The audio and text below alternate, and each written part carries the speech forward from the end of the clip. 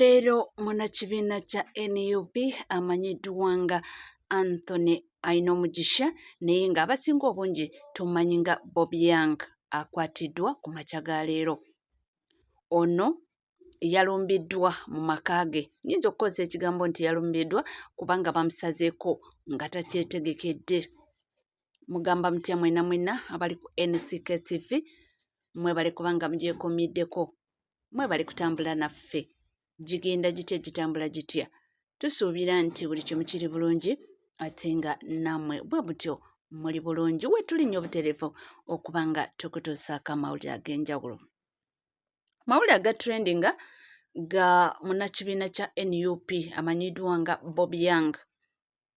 Ono kigambibwa nti poliisi ne military basazeeko mu maka ge waawangalira oba wasula eri emutungo, nti bwe balumbye mu maka ge ne basangamu overalls ezo eza red, ne basangamu berets ezo, ne basangamu n'engatto ze eza red, ne basangamu bo according to them mbu basanzeemu engatto z'amagye ne poliisi. Eyo poliisi yeyogera mbu ne basangamu bugundi nga kuliko amannya ne ranks ng'ez'abageno, kitegeera.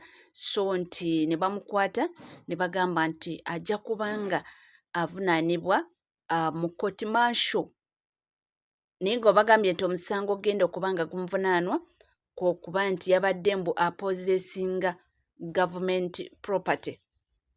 Mbu bamusanze n'engatto z'amagye mbu ne za poliisi wamu n'ebyambalo bino ebyafaananyirizaako nga ebyamagye naye nga bya red, nti wamu ne berets ezo enkofiira ezo z'olaba mbu ezeefaananyirizaako ne za security y'eggwanga Uganda.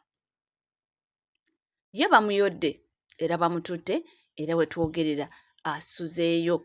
Tetumanyi oba binaggwa bitya oba binaatambula bitya kubanga nno si ye yekka azirina. Bannakibiina kya NUP abawererako ddala bayina engoye zino. Naye bino byonna nga bigenda mu maaso, abantu bangi bavuddeyo ne baba nga balaga obutali bwenkanya. Kuva juuzi we baakwata designer abadde adesigninga engoye zino, abantu bavaayo ne baba nga balaga obutali bumativu.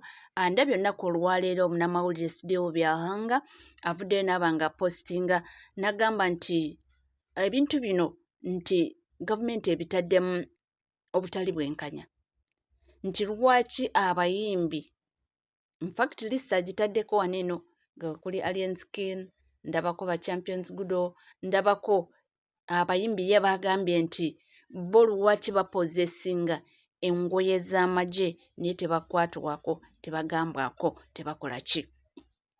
Nti kiba si kya bwenkanya ate okukwata just omuntu lwakuba nti ayina ebyambalo ebyefaananyirizaako, nti ate ne muleka omuntu already ye ayina ebyambalo byennyini.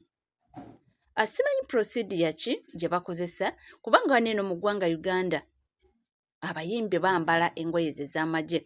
Kino nno tekikoze bulungi enkambi ya Fangoni Forest, era balaze obutali bumativu nabo ne bagamba nti tebagaanye ono munnamawulire amentioninze abayimbi bagambye nti bambala engoye z'amagye, nti naye mbw abalala lwaki tabataddeemu mbu nga ba King Saha, nti bonna tubalaba bambala.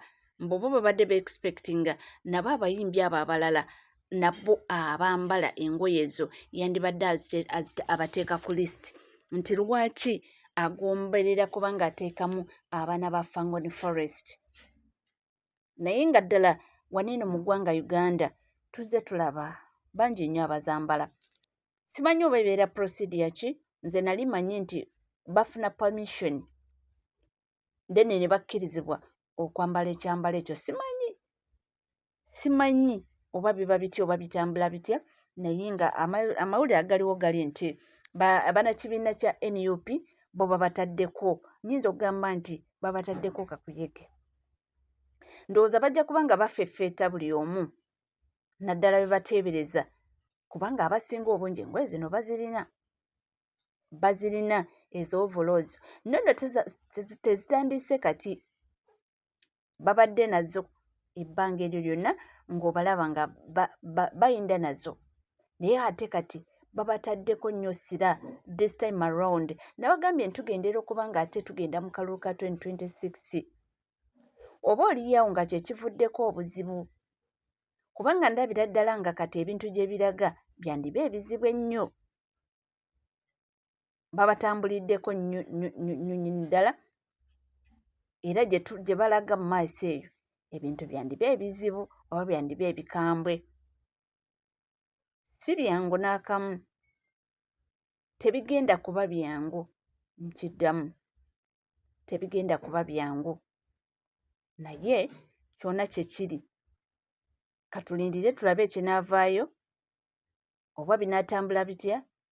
Bagamba nti gavumenti yandibadde eteekawo etteeka nti teri civilian yenna koobe muyimbi koobe ki okwambala ekyambalo ekyamagye oba ekya militale oba ekya poliisi nti bakiteekewo ensi yonna etegeere nti so si kufefeeta sayidi y'emu ate nno nti nga ne bye mubafefeetako tebambadde byambalo byammwe. Bo bagamba nti si bamativu yadde n'akamu n'ebyo byonna ebigenda mu maaso nti kubanga waliwo abantu abali mu kwambala engoye zino nga tebalina permission, nga tebabakutteeko, tebaboogedde nako. So bo bagambye nti waliwo okwekubira nti bano abantu abakuŋŋaanya engoye zino, engoye zibadde nnyingi zibasanzeeyo naye nga zizo za red overalls ezo berets n'engoye zaabwe nga bwe bazambala bwe zityo n'obugatto bwa red bubaddeyo peya oba zibadde nga 3 ne berets ezo by'ebintu bye basanzeeyo era okukakkana nga Bobby Young akwatiddwa era azzeeyo. Musajja watujjukira Bobby Young luli twalonda kitaata nga kiri mu kkomera era bitandise era this time around twandisuula akalulu ka 2026 Bobby Young era ng'ali mu kkomera. Kansabire ennyo Sky Soldier kubanga naye luli naye yali mu kkomera this time around era Bobby Young bamututte nga bwe nabagambye nti ne designer essaawa eno akyali mu kkomera tetumanyi oba banaavaayo oba nedda naye nga ge mawulire egaliwo era nalabye poliisi ng'ekoze statement ng'egipositinze ku mukutu gwayo gwa Uganda Police Force era mugundi yagambye nti bamusanze ne properties zaaki za gavumenti era nti bagenda kuba nga bamuvunaana omusango ogw'okuba nga yabadde apozeesinga gavumenti properties. So byonna gye binaggwera fe bwe tuli tujja kuba nga tubibatuusaako naye nga gye biraga ate bizzeemu olwo nno tugenderera ate okuba nga tutuuka akalulu ka 2026 tugenderera next ejja kubeera kampeyini kasameeme naye kakuyege bamutandiseeko tetumanyi oba binaggwa bitya. Oli ku NCK TV gwaliyo nga tona subscribinga kekadde obeere ng'osubscribinga ku channel yaffe ringinga that notification bell sharinga likinga saako n'okuba ng'oleka comment yo ebisigadde butereevu tukomawo nabyo tovaawo.